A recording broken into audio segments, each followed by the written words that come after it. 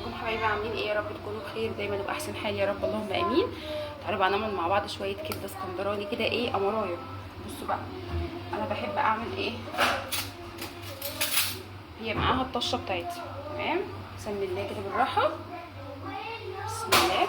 كده زيت الاول، وادي الطشه بتاعتها اهيت. فيها بقى كمون والملح والفلفل الاسود، فيها حاجات كتير، مخلل ليمون. انا بحب احط معاها فلفل اخضر. تمام، نقلب بقى كويس. بسم الله. اللهم صل وسلم وبارك على سيدنا محمد وعلى اله وصحبه وسلم.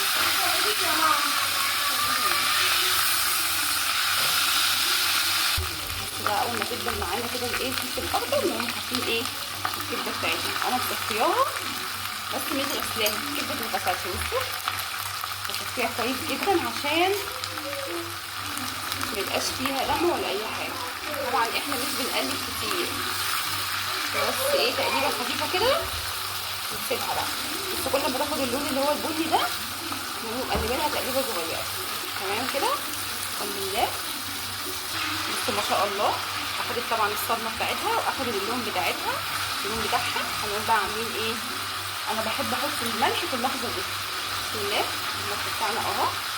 تمام، ومعانا بقى ثوم مهروس مع شطه.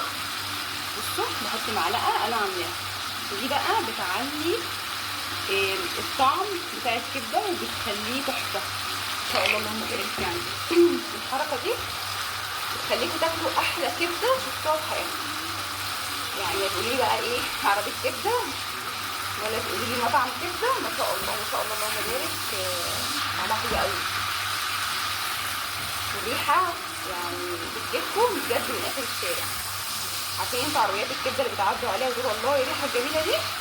اعملوها بقى بالطريقه دي ان شاء الله باذن الله هتعجبكم وهتعجبني. بس اهم حاجه يا جماعه تجيبوها من حد بيقطعها تقطيعه حلوه. بصوا التقطيعه دي رفيعه ازاي، الكبده لازم تقطع بالتقطيعه دي.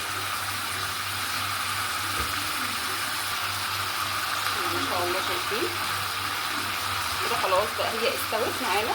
تمام، بصوا بقى كل الصوص بتاعها عباره عن زيت. بصوا كله زيت، يعني مفيش ميه ولا في اي حاجه خالص. شايفين ما شاء الله اللهم بارك، تحفه. مجرد بس ما تشموا ريحه الثوم وريحه البهارات بتاعتها خلاص كده هي استوت. الحمد لله بألف هنا وشفا. اتمنى الفيديو يكون عجبكم، وحطوا اللايك بعد اذنكم.